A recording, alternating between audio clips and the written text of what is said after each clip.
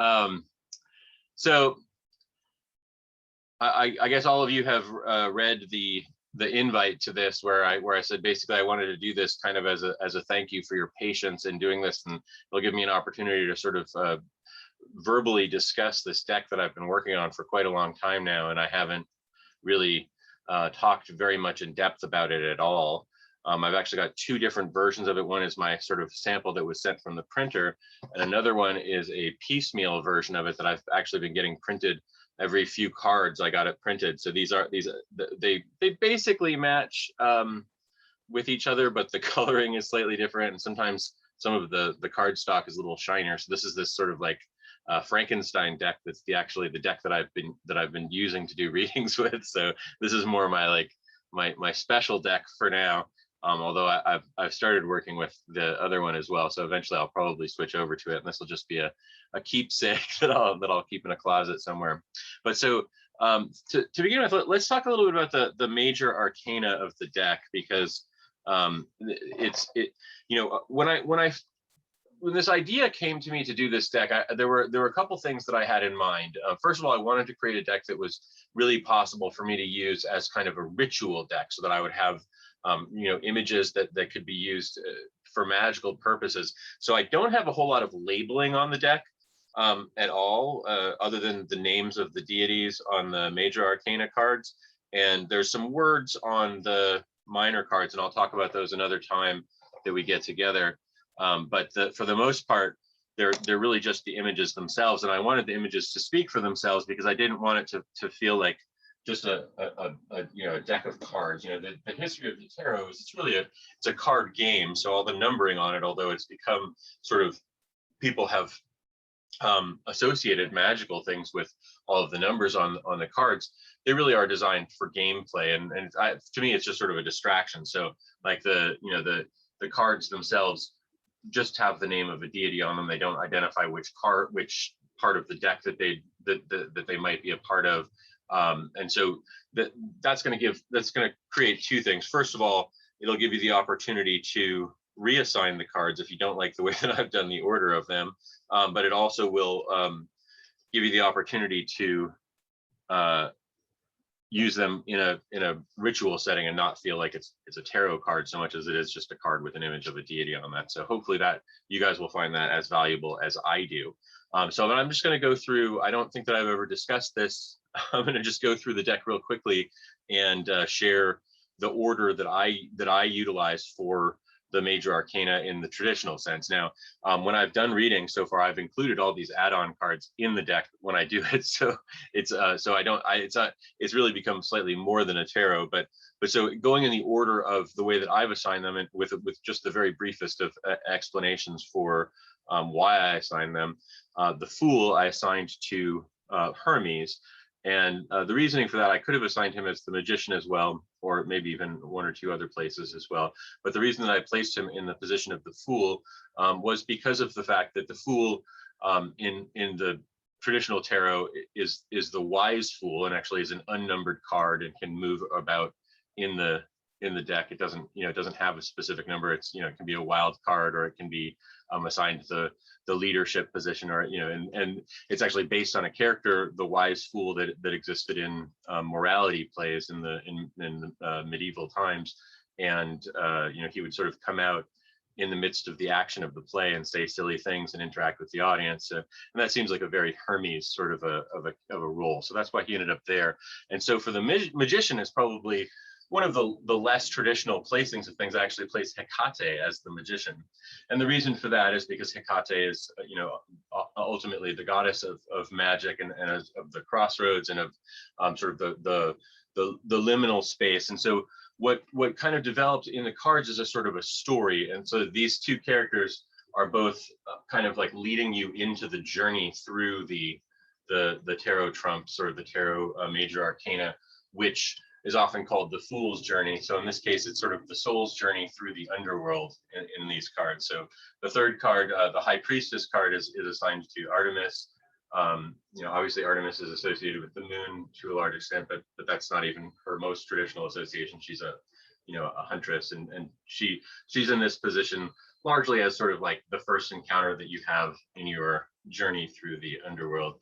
And then the Empress is Hera. Obviously, she's the queen of the gods, so that's sort of just a natural position for her. The Emperor is Zeus. Now, what's interesting is that there are some decks from, I think that either the 1800s, I think is the date where they actually put both Juno and Jove into the deck instead of the High Priestess and the High Priest or the Pope, to kind of get rid of that sort of sacrilegious placement of a female Pope and the Pope in the tarot deck.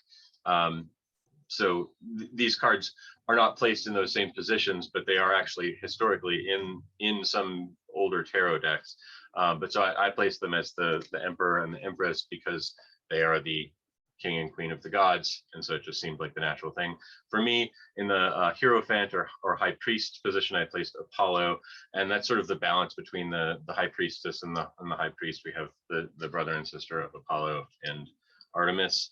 And then the Lovers, this was sort of something that evolved over time, but I eventually came to just putting Aphrodite as the Lovers, which obviously is sort of like a bit on the nose, but it seemed the right one over time. Now this is the next card, the Chariot, is probably my least like close to the traditional tarot archetype as any of them, and that is having Charon as the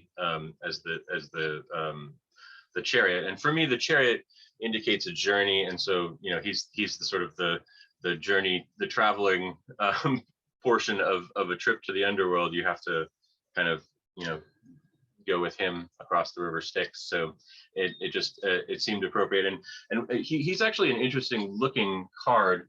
There are quite a few ancient Greek pottery examples of Charon on various pots, and he always looks kind of like this. He's kind of in this little hat. It kind of looks like a seaman's hat. And then in this sort of short toga and pushing his little skiff across water. That theme occurs in, there's at least 4 or 5 different versions of it that I've seen. For strength, I used Heracles, and again, this is a card. There are some early tarot decks that actually do use Heracles as the strength card, or Hercules, the way it's usually printed. But this is pretty close to actually a historical card association for that. This was an interesting card. For the Hermit, I chose Kronos, and what's interesting about this is that I had thought of Kronos for the Hermit before I saw an image, and then I saw an image of him in the actual pottery that this is based on. He's not actually holding the stone that is the replacement for his infant son Zeus. Apologies if you aren't familiar with the mythology. I have the feeling most of you probably are, so I'm not going to spend a bunch of time on it. If you have questions about it, feel free to ask. But so I adjusted it so that he's actually holding the stone, just because that sort of more closely resembled the Hermit card to me, and I liked the way that it looked. Then for the Wheel of Fortune, we have Tyche and her sister Nemesis and the wheel there. There isn't a pottery that actually has the wheel in it, but there are a ton of magical gems that have Nemesis or Tyche and Nemesis and have this little wheel as a portion of them. So that felt like a very natural thing, since she's the goddess of good fortune, and there are actually wheel images out there. For justice, I chose Themis or Themis, and she is the goddess of justice in its more she's the Titan goddess of justice, and so she's more like the universal justice rather than human justice, which could be represented by Tyche. Now this is an interesting one. Prometheus is the Hanged Man, and so Prometheus is one of the few cards that I've put into this deck who does not actually occur anywhere in the Greek magical papyri, but he seems too good as a Hanged Man image to not include him in that position. For death, we've got Hades. I think I don't need to go over why that is. For temperance, we have Iris, who is a messenger of the gods. She's the rainbow, but she's also a messenger. And there are a number of pottery examples that have an image similar to this, where she's holding on to pitcher to pour wine, most likely for the gods, you know, for the Olympian gods, but it looked a lot like a temperance card to me when I saw it. And I thought, well, this is interesting that I had thought of it. And so this is actually there's a little bit of an homage to a more Kabbalistic view of the tarot, because the position that she's in on the Tree of Life, the Temperance card, is sort of the bow of the arrow that fires upward into Tiferet. So, but it doesn't. You don't have to think of it that way. You can just see it as Iris being there. I kind of tell the story that I have in mind for it in my book, so I don't want to go too deeply into that right now. But if you have any questions, for the Devil, I chose Pan, and again, this is a little bit more of a reference. This is the only I didn't examine 777 or any of those magicians tables at all when I was constructing this, because I really wanted it to be sort of like received rather than me trying to think about it. I have been sort of programmed by those things, because I've been studying this stuff for most of my life. So, but this is one of the few ones when I looked at 777 that actually has Pan as the devil in this case. So, and then I've got, this is another one that's a little bit off the imagery, but this I have Typhon as the tower, and mostly just because Typhon's function is sort of chaotic, similar to the action of the tower itself. Callisto is the star, and interestingly enough, this image that I have here is really, I mean, it's not really based on a piece of pottery, although it's loosely based on a piece of pottery, where she's in this exact position, which I thought was interesting, because this is basically the position that the star, my cat is taking a visit here. It's the position of the traditional star image, which I thought was interesting. And so she's sort of, if you're not familiar with the story of Callisto, she gets turned into a bear and she becomes Ursa Major, which there's a lot of references to that bear constellation in the Greek magical papyri. So I didn't want to leave it out of the deck altogether. So Callisto in this image, and this is true of the one that it's based on, but it doesn't really look quite the same. But Callisto is transforming into the bear right there. So she's sort of like got a little bit of bestial ears and bestial paws. I don't know if you can quite see it, but that's there. And then the sun and the moon are, Helios and Selene, for obvious reasons. The last judgment is Persephone emerging from the underworld, and Hermes is sort of standing with her. This is based pretty much exactly on a piece of pottery, although I simplified the image a little bit. And in fact, the piece of pottery that it's based on actually has Hecate in it. My cards are a little mixed up here. Standing right by Persephone. So these two images are basically from one single piece of pottery. Actually, should be standing here. And so, but I changed Hecate a little bit to fit with the triple Hecate, which is really the way that it's more referenced in the PGM.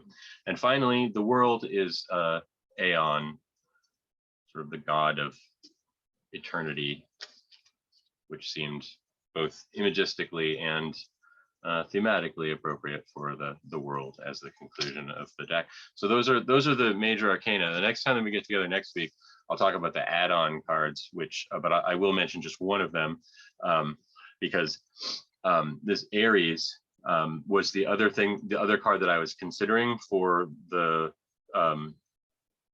Chariot. Obviously, even though there are two other gods that have chariots in the deck, he was under consideration. But so I mean, if you want to sub him in for Charon, you can feel free to do that. Everyone's going to have one of these, and then so like you can utilize the deck with 100 cards in it, which is what it has in it, or you can take out all the add-on cards and just utilize them when you feel like it. But so there's a whole other. Now these cards are not another set of major arcana. They don't make that. I don't think I could fit all of them together into being a second full set of them. So some of them would have to be left out if you were just trying to keep to a 22 card major arcana. So With that, I want to open the floor up to anyone who has a question or who would like to get a quick tarot reading with them. I have a different deck that is like in a state of shuffledness. We could do a tarot reading. So if you want to ask a question, just go ahead and there's not that many of you here, so just go ahead and turn on your mic and ask away. Or we can sit here in silence.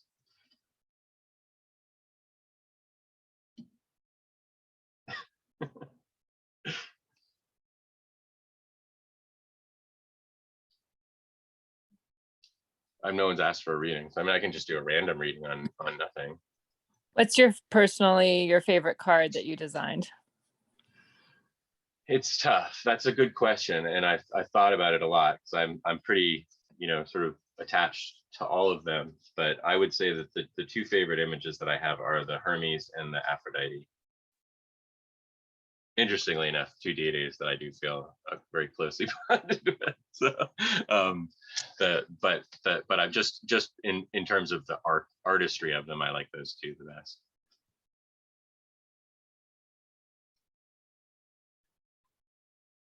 If you guys, just in the cards that you've looked at so far, which one is your favorite, Jennifer? Not you, Jennifer. Yeah. Jennifer here. I like the Aeon card that you did, and I personally work with Hades a lot, so I like that one. Oh, Hades is probably my third. I like his expression, and then Zeus my fourth, and then Kronos my fifth. Honestly, I mean, I just really like them all. Yeah, I'll show them. So here's Hades. There's a number of things I like about the Hades cards. I like the way that he's just sort of relaxing. But most of the images that I found of Hades, where he was either standing up and doing something dramatic, or he was just sort of chilling back, like in this position. So I like that aspect of him. He seems very sort of relaxed in his world.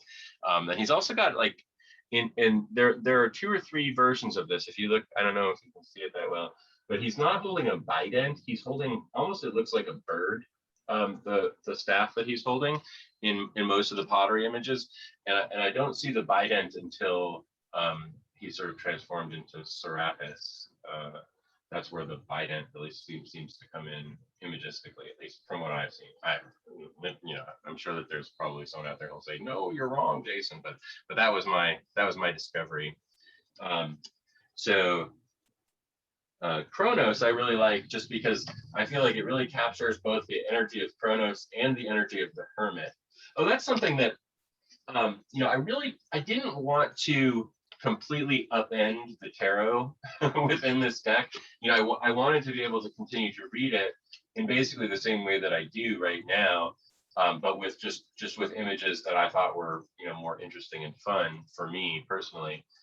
So I've tried to kind of make it so that although the images look different, if you know that Kronos is the hermit, you can still read it in basically the same way that you would read the Hermit. Now, some people in their reading make reference to specific things that are within the imagery. Like if you're reading from the, Aleister Crowley's Thoth deck, you might refer to some symbol that's visible in that deck as a part of your reading. Obviously, that's going to have to disappear. For instance, with the Hermit card, with the Rider-Waite deck, there's like a hexagram hidden in the lamp that he's holding, and that's obviously not present in this card. So if that becomes a part of something that you tend to say while you're doing that reading, that might trip you up for a little while. I found in doing readings with clients in the world, I first started out using the Rider-Waite deck, and then I switched over to the Crowley deck for a long time. But once I was really doing a lot of readings for people, I started noticing patterns with the Crowley deck that really sort of made me feel like I didn't want to continue using it with the public, because they would get alarmed by certain ones of the cards in ways that I didn't feel it really matched with the way that I like to interpret the card. And then they would also get distracted by the little words that are on the bottom of all of the minor arcana. And some of those words are things like ruin or indolence, or things that when someone sees that and that's their first impression of the card, it's hard to interpret it in any other way than directly with that particular word. So this deck, so far, I haven't noticed people really getting caught up in, because there's so much going on that's unfamiliar in them. They haven't gotten caught up in the sort of odd aspects of them. They're just sort of curious about them rather than feeling like they are reading into what they're seeing, because so much of it is pretty unfamiliar looking. The other thing that I noticed with using the Rider-Waite deck that runs into problems is that there are a lot of people who are very familiar with the deck, and so if they've been getting readings for a long time from a lot of different people, the one sort of constant will probably be that some of the readings that they've gotten are with the Rider-Waite deck. So people come into the Rider-Waite deck with a lot of impressions of what the cards mean, or, oh, that's the card that always comes up for me, and that sort of stuff. And that can be interesting and fun, but this offers an opportunity to kind of have a fresh slate for people. They don't know what to expect quite as much. And sometimes people are very familiar with the gods, and so that will play a part in things. But that ultimately leads them to, if there's a meaningful connection that they have with a deity, then that's going to kind of move them in a direction that's usually useful for the reading process. Any other questions?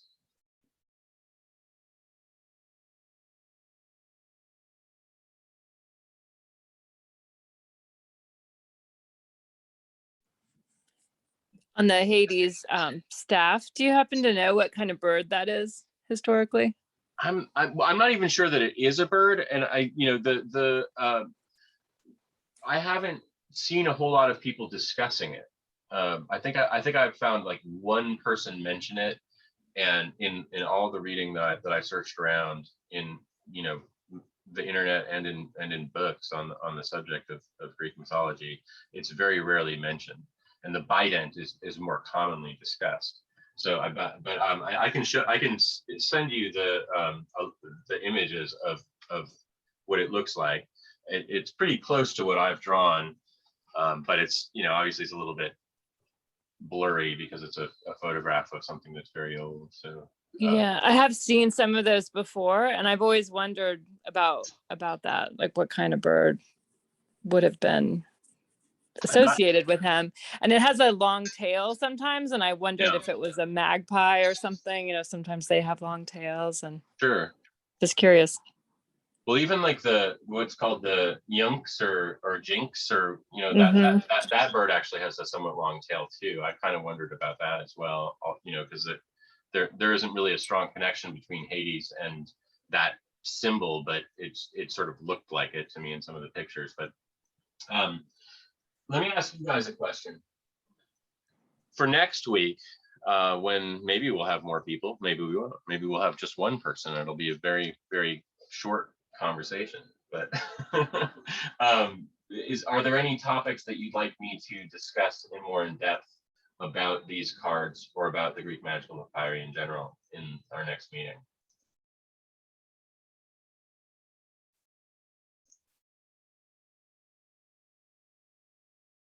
Charles and Zachary and Rod, you've been silent. Was there one more person before? I could have sworn there was. I think Rod is raising his hand. You can just come in. There's only 4 of us here, so very unlikely that there'll be a disruption from you turning on your mic and just saying whatever you want to say. I'm not sure what, there's like a hand symbol on you, Rod. And I'm assuming that means you're raising your hand. I don't really know this software all that well, but no one else has a hand. So I think you're doing this. He commented in the chat, said his mic isn't working. He's okay. interested. I'm not seeing the chat for some reason. I guess maybe if I do this. Oh, there we go. Now I've got it. I wonder if you have any questions in the chat. Just a few. Let's see what we've got here. Rod says he's very interested in seeing how you use the cards in a reading, particularly with the extra cards included. I can supply a question if no one has a more pressing issue. Okay, yeah, go ahead. Give me a question. I don't have I meant to bring my tray over here so I can set them down, but I've done readings in very bizarre circumstances. So no, I can just set them on the keyboard.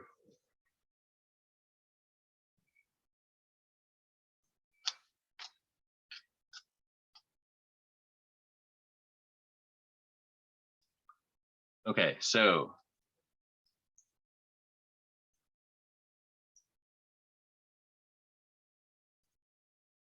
it's a bit of a murky question. My family is planning to take a cruise to Greece and Ephesus next autumn. With COVID, things look a little uncertain. Is there something to which we should pay particular attention? So I guess the clarification that are you wondering whether you should go on the trip at all, or are you just wondering if there are things you should watch out for while you're on the trip?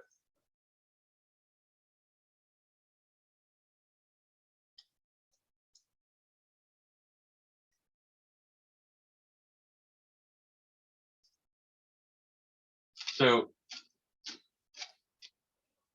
I'm just going to assume that we're looking just for sort of general information on the process of what's happening with the trip. So the reading that I like to do when I'm doing a quick reading is basically a 5-card reading. It's a past, present, and future reading with a card above and a card below, symbolizing things that are coming from the outside, sort of the paradigm of what's going on above, and then think the card below is for things that are going on under the surface, which in this case, since we're talking about a group of people, might be a little bit more murky. But so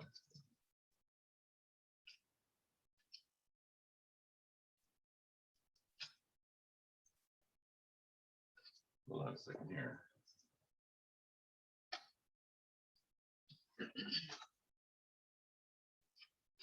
I'm going to shuffle these cards up a little bit better because I think in terms of it's me having put them into an order for some reason. Well,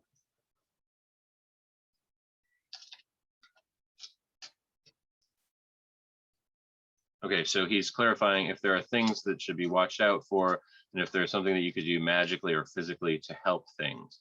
You mean before the trip?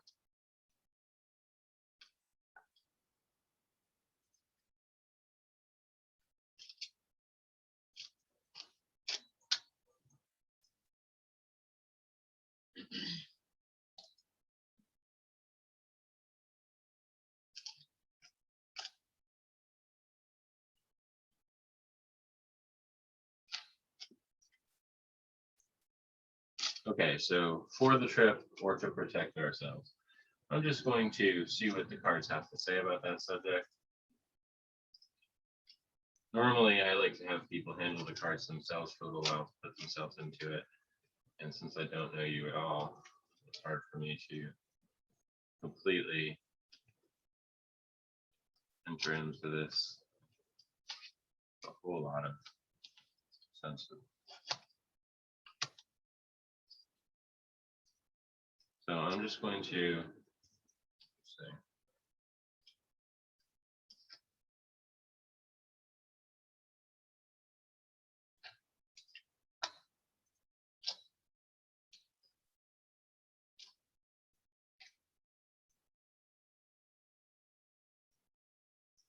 Okay, well, I do see some messages in here that may or may not be of value to you. And the first card that came up is the Anubis card, which is one of the add-on cards. And so Anubis is going to represent sort of shadow things going on, that there are sort of unconscious forces at play here. There are things that that are outside of your conscious awareness that are affecting the travel that you're going on, both on in an inner way and in an outer way. The next card that comes up is the Ace of Wands, and that card for me typically represents that there's sort of something that's being assigned to you from the universe.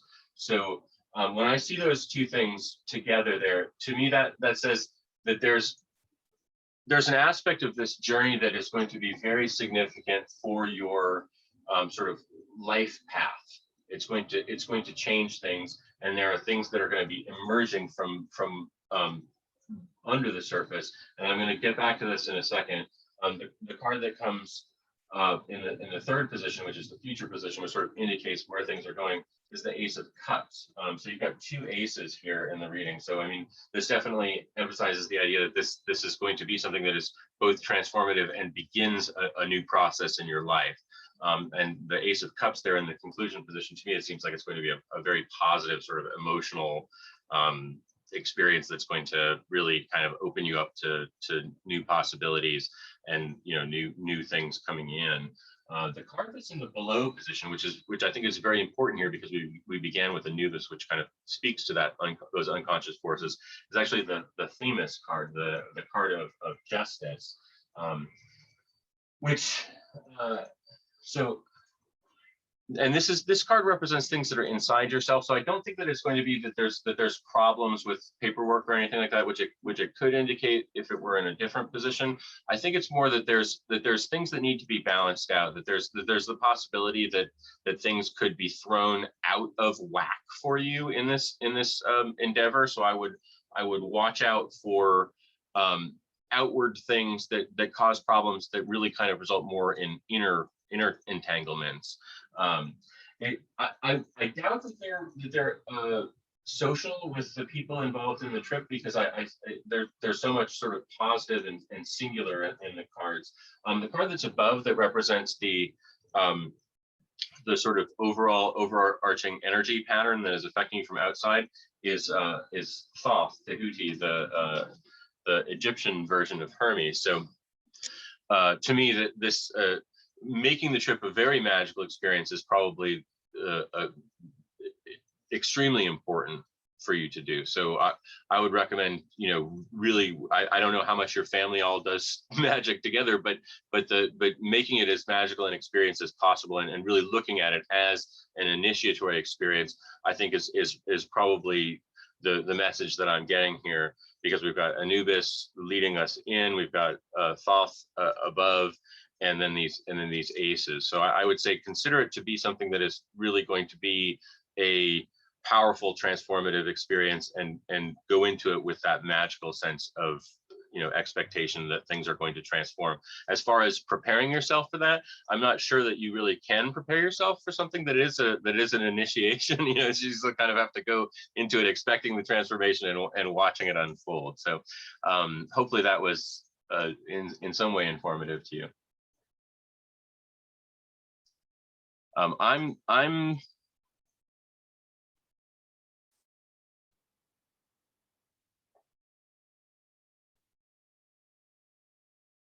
So Rod is saying he found it intriguing that Kickstarter dropped and showed up in my feed only days after my family decided on that cruise. After that little coincidence, I had to jump aboard. Well, that's wonderful. When is the trip? Did you say? Next autumn. Well, you'll definitely have your cards then, so you can bring them along on the journey.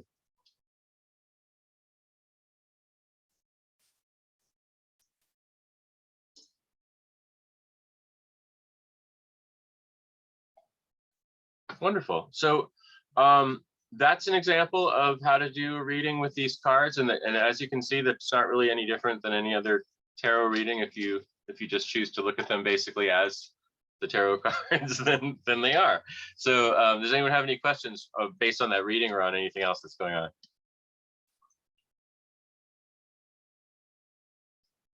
Gotta watch out here. I've got two separate decks, and I almost just blended them together by accident.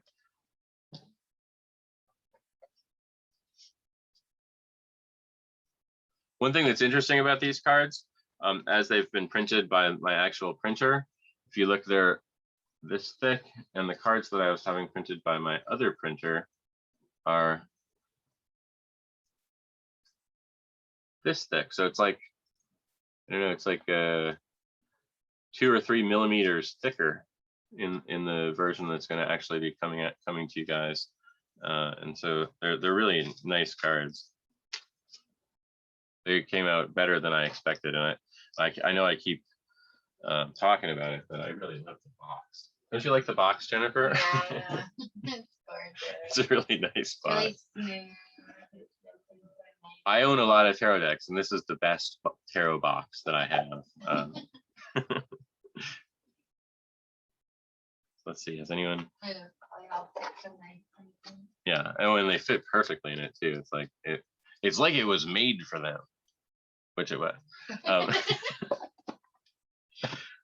So anyway, that's all I have planned for tonight. If you guys want, if anyone else wants me to do a reading for them, I think we have a little time to do that still. I think that this is going to hard stop at an hour. So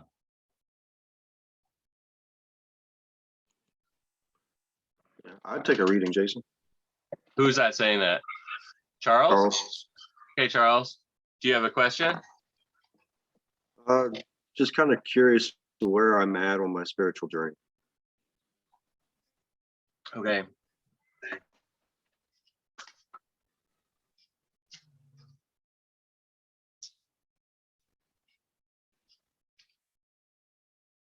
What's interesting about the reading that I just did is, there were 2 aces that came up in it, but the rest were all major arcana cards, and that's one of the things that's going to happen if you keep the whole 100 cards in there, because then there's twice as many major arcana in the deck, and so there's almost as many major arcana as there are minor arcana. So you're going to have a reading that has a lot more sort of powerful energies in it, and that can be good, or it can, create confusion a little bit if you're not prepared for it.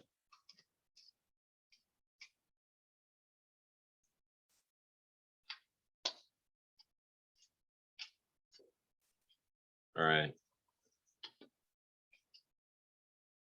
Charles. The first card that comes up is Heracles, who's strength. And when I see that card, so this card represents the past position. And when I see that card, it indicates a person who has a lot of personal strength, but it also, because of the fact that the strength is within struggle, it indicates that there has been some challenges around you. The next card that comes up is the King of Pentacles. I actually don't think I've shown these cards all that often anyway. This isn't the King of Pentacles, or the King of Coins, it would be more accurate in this deck.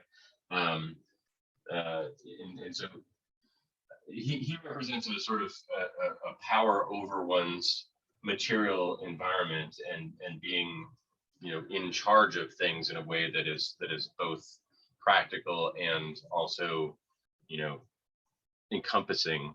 So and the card after that is the 8 of Cups. So for me, the 8 of Cups usually, oh yeah, sorry. Show the card, Jason. So for me, the 8 of Cups typically represents some emotional issues that need to be examined, that are in an area where we typically don't want to examine them. Either they're things that are in our sort of what they call the shadow, or they're things that are that we feel embarrassed about, or that we're not totally comfortable, looking at this time. And so that's the card that indicates the direction things need to go. It's basically stating that you need to examine those areas that you're not feeling totally comfortable with, and I will let you decide where that takes you. The next card is the 8 of Pentacles, and this card is in the above position, and so while I don't want to push you too much in any one direction, I would say that with both of these pentacles coming up, the emotional issues that need to be explored are really related to the material world and getting things done and being organized. And let's look at the last card here. The last card is Persephone, who's the last judgment. And so she's down in the below position, so she represents something inside of yourself, and very much she's appearing out of the underworld, quite literally in the picture. So an appropriate position for her in some ways. So the message that I see from this reading right here is that basically there's issues around the material world for you that you're needing to move to a new place with. That, you know, the Last Judgment to me really represents kind of the end of one chapter and the beginning of another. So there's a need to move to a new space that you're just figuring out how to get to. And so I'm gonna leave it at that. And if you have any questions for follow-up, go ahead.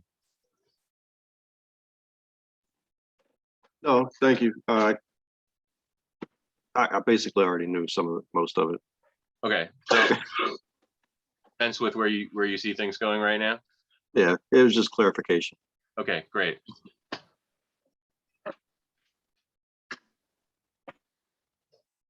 Just tarot reading Wednesday. Jennifer or Zachary, would you guys like a reading before we end this? Because it's gonna have to end in about 10 minutes at the very most.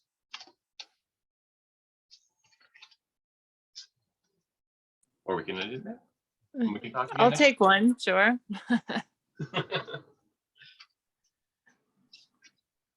right. You have a question?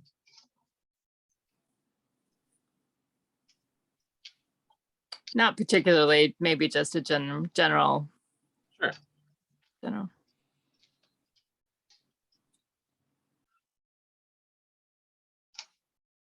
Have I been holding the cards up long enough for you guys to see what they are, or should I hold them longer? I'm not used to having to show them over a camera, especially since they're not familiar images.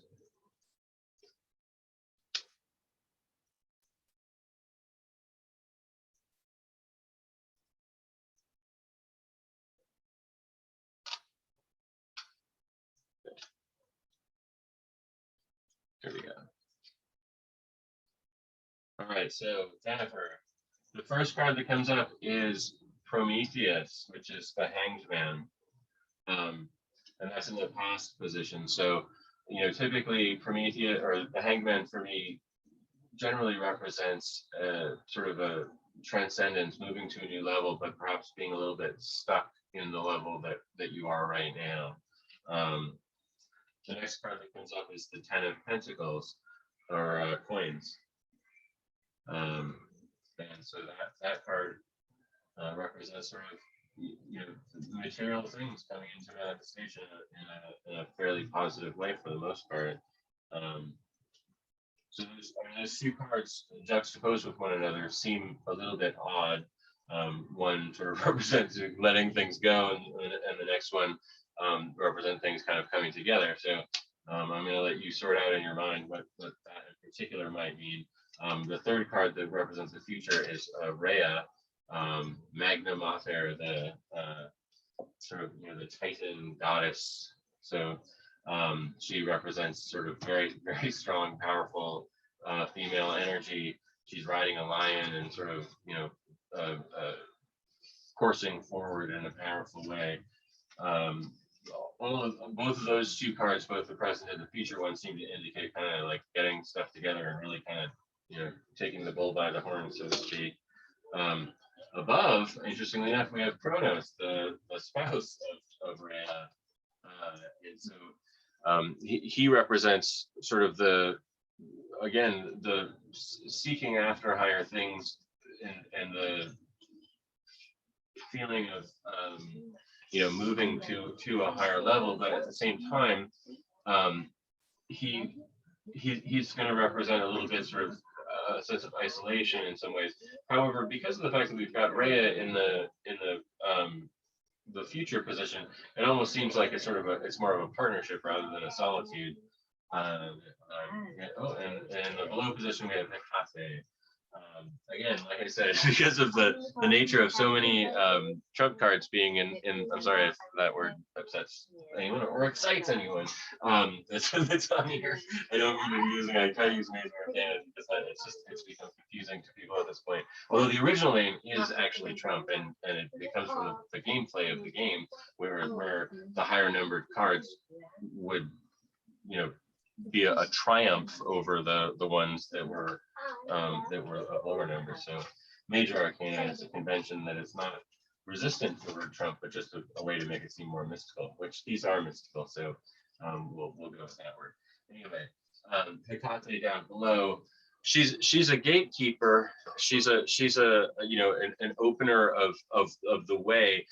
You've got like I can't really, you can't see it that well with the fact that it's down here, but you're surrounded by these Major Arcana cards with the 10 of coins in the middle here, and it gives this sort of a sense of there's a lot of forces at play around you, but you're the sort of stable center within them. The Hecate and the Prometheus, they to me they seem to indicate that there's some stuff that you're needing to kind of allow yourself to move into a new space related to them, but the, you know, the Prometheus emphasizes that sort of growth in to a new level, to a higher place, with Hecate just simply representing the sort of the doorway that can take you there in a lot of ways. But again, it's centered on this sort of practical, you know, down to earth focus within that. If it weren't for the 10 of coins right there in the middle, I would say there's a lot of heavy spiritual stuff going on, but I think that it's spiritual stuff that surrounds some very specific projects that are kind of coming to conclusion or coming to fruition, and that things are moving in a strong way towards the future. I mean, she's literally a sort of pointing towards the future and running off to go conquer it. So I would say things are moving in a good direction for you, Jennifer. Great, thank you. Love it. So Zachary, if you don't want to get a reading, I'm going to end this now because we're running low on time. I don't want it to just stop. You know, I'm not that familiar with what happens when you have a Zoom meeting that like you go past the amount of time that you're allowed to go. Does it just end, or does it does it give me a warning that it's going to end before it ends? I've never had it happen. No answers for me on that. A couple of times I've done it, and I thought it was going to end, and it actually went on longer. It was magical. I don't know. Okay. Well, I mean, Zachary, if you want to get a reading, I'm happy to do it. Otherwise, next week I'm going to talk about the add-on cards and sort of what they are and you know, how I've kind of managed to put them into the deck in a way that I feel comfortable with, you know, doing readings with a larger deck. I mean, it's kind of fun having so many Major Arcana come up because I feel like there's more to talk about with them sometimes than with the Minor Arcana, which kind of have these very specific meanings, whereas the deities or just the regular archetypes of the tarot, they're a little bit more open-ended, and so there's more possibilities to discuss with them. So I kind of like it. I wasn't sure if I'd like it, but I've found it enjoyable to read that way. So at any rate, since Zachary's not saying anything, I'm going to go ahead and say goodnight. Same time next week. You guys are welcome to come again. Maybe you'll have more questions for the tarot, or you'll have some questions about the rest of the cards. And then the weeks after that, I'm just going to go through the suits one at a time and sort of talk about which talismans got stuck in them and why and how that sort of came together. So at any rate, I'm going to end this now. It was great talking with you guys, and hopefully some of you will be back next week, or all of you. Good night. Thank you, Jason. Thank My you. pleasure. Okay.